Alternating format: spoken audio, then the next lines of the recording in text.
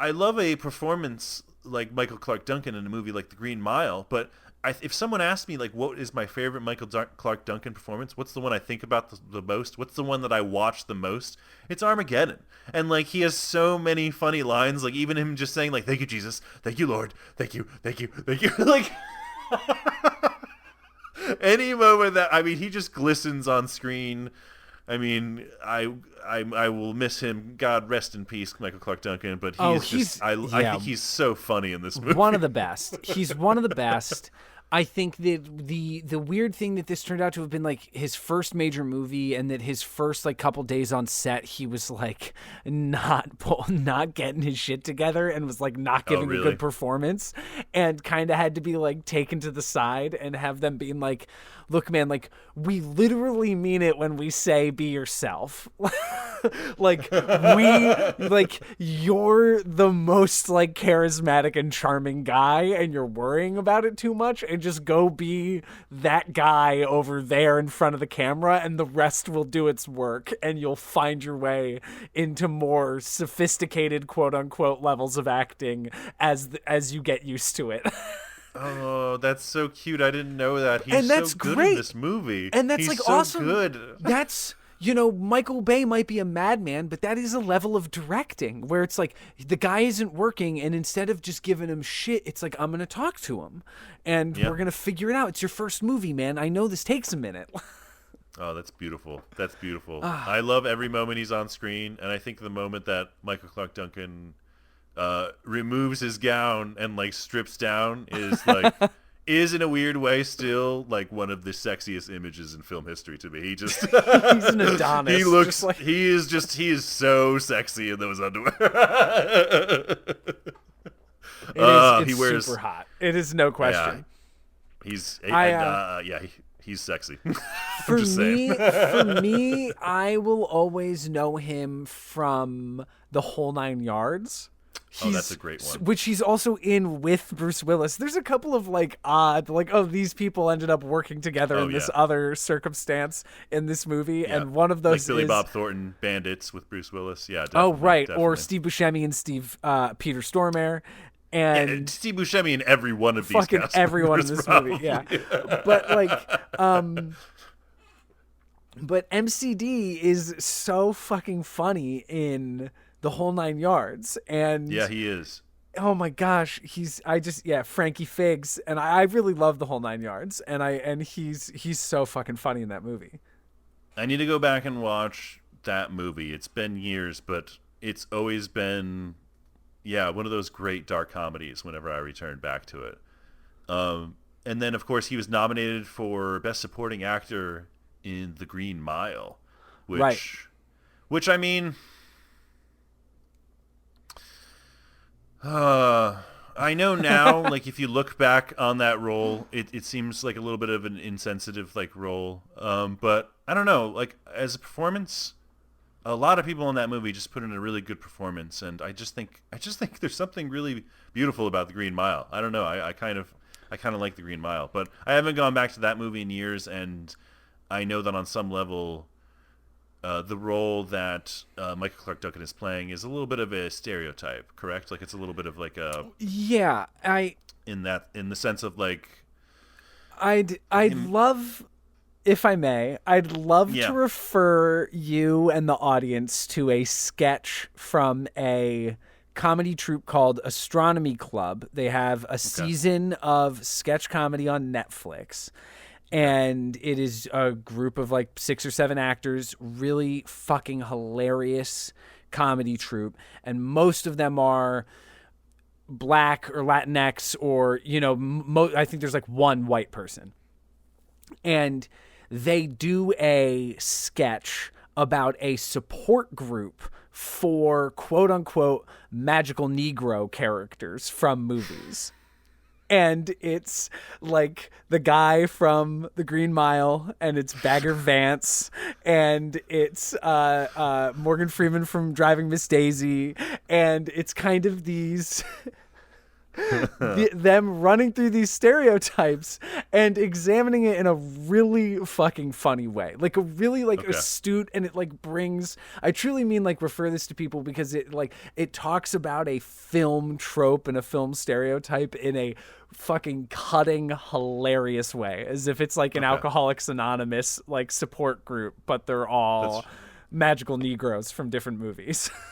That's ridiculous, but I'll have to check that out. And despite the fact that he's playing a stereotype, I just want to say that I think Michael Clarke Duncan in that movie as an actor portraying a character, beautiful, emotional, amazing, and worth the nomination that he got. It's a pretty great performance. And Tom Hanks, Sam Rockwell, a lot of great performances in that movie. Yeah, I think it can be both things. I think it can be indicative of a larger weird stereotype or trope in filmmaking, and you can also look at that guy and be like, that is a fucking movie star. Like that is a man who makes me feel every single thing that he feels. And for a movie like The Green Mile, that is the entire point, because he's like the literal embodiment of empathy. Yeah. No, absolutely. And it's overwhelming at points because of his performance. Yeah. It really is emotionally overwhelming. Yeah.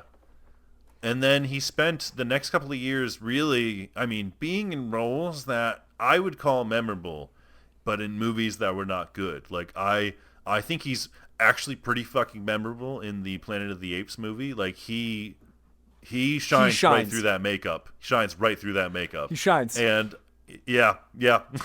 And the Scorpion King, he's kind of badass in that movie. Like I feel like he's not in a lot of it. He plays like an enemy at one point, but then I think he becomes friends with Dwayne Johnson's character by the end. Yeah. And he's just magnificent in that movie. And then Daredevil as well. He plays a great also Kingpin. With Ben Affleck. Yep. Great Kingpin. Great Kingpin. Not a great movie. No. Great Kingpin. Yeah, no, not a good movie, but killer performance. I mean, that's the weird thing. I think that there's like two. Okay, Colin Farrell's performance in that movie he's kind of on one in that movie. I don't know if it counts as like good, but there's something to it. There's something to that performance. There's something going on. And Joe Pantoliano's really good in Daredevil. You're right, but he's in the scene where he like throws the match on the ground, revealing the 2Ds like that. For some reason, good. Daredevil left. Oh man, the fucking Justice movie. is blind. Love Joey Pants. Just shout out. And then a few years after that, Joey Pants is the man. A few years after that, Sin City, he played Manute, I think, is the name of the character, who's basically just kind of like, he kind of is the mobster who rules Old Town, I think, where Rosario Dawson and the other, where the other prostitutes are sort of like taken over. Oh no, actually, I think they're sort of like, they're kind of almost against each other, aren't they? Yeah, they're like rivals in the same area. That's right. Yeah, so they're they are rivals like in the same area. Yeah. And then that's the character that had to be recast with Dennis Haysbert in the sequel, in A Dame to Kill For, after Michael Clarke Duncan had died. Dennis Haysbert played that role. That's right. Yeah, and it is too bad. But I mean, it's definitely a role that Michael Clarke Duncan does a great job in, but he's not in it for very long. Like it's not you don't get to see this character much, but he is kind of like, he has like there's like a nice fade to black, I feel like, moment where I feel like because he has like a fake golden eye, doesn't he? He has like doesn't he? I don't know. It's been years since I've seen Sin City. There's a lot of cool visual he does have moments to something over his eye. Yeah. Yeah, there's like a moment where it fades to black, and like that's one of the few things you can see in his like smile or something, I think, or something. I don't know, something like that. It's great. But he really kind of fucking rules. He's so great. Funny that he ended up just being the first person who we just really ended up diving in on, because he's given so many good performances. He was in God of War 2. He played Atlas in like one scene of God of War 2, which is fucking awesome. Oh my gosh, that's so cool. And he's in The Island, also a Michael Bay movie where he's like the guy who's super excited to go to the island but doesn't realize that means his organs are going to be harvested. Yeah, I feel like that's kind of also the most. That's in a weird way the most. What would you say? It's the most emotional moment of the film when he's being like like I feel like he's kind of the most memorable moment from that movie too. Actually, I used to like that movie. I'm certain it blows. Like that, I'm confident with that. I don't need to be convinced otherwise, but I liked that movie for a minute. you see, it's almost as if I need to go back and rewatch it, to be honest. And maybe because we're discussing a Michael Bay movie, I will have to do that. But because it's been too long for me to even remember. I don't remember enjoying it the first time I saw it. But I also want to mention Talladega Nights, the Ballad of Ricky Bobby. Of course, he has a couple of really funny scenes in the movie as his pit pit master. Don't you put that hurt on me, Ricky Bobby. Sorry. Oh, I love Talladega Nights so much.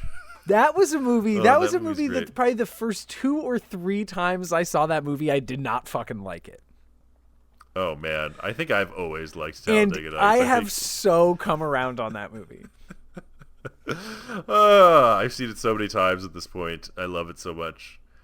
But Michael Clarke Duncan, as we said, rest in peace, sir. He passed away in 2012. His last acting credit, though, was in 2015 in a movie called The Challenger, which I had not seen. And that's kind of all the movies that I have really seen by him. He does come in on a lot of different television shows to do various roles and stuff like that. And he was in the Cats and Dogs. I think both Cats and Dogs movies he was in. Cool. he has shown up in a lot of little things. He was funny in the Slam and Salmon. He's so he's been around. Okay, hold on. But so I know we like fell down into a hole of Michael Clarke Duncan, but great hole.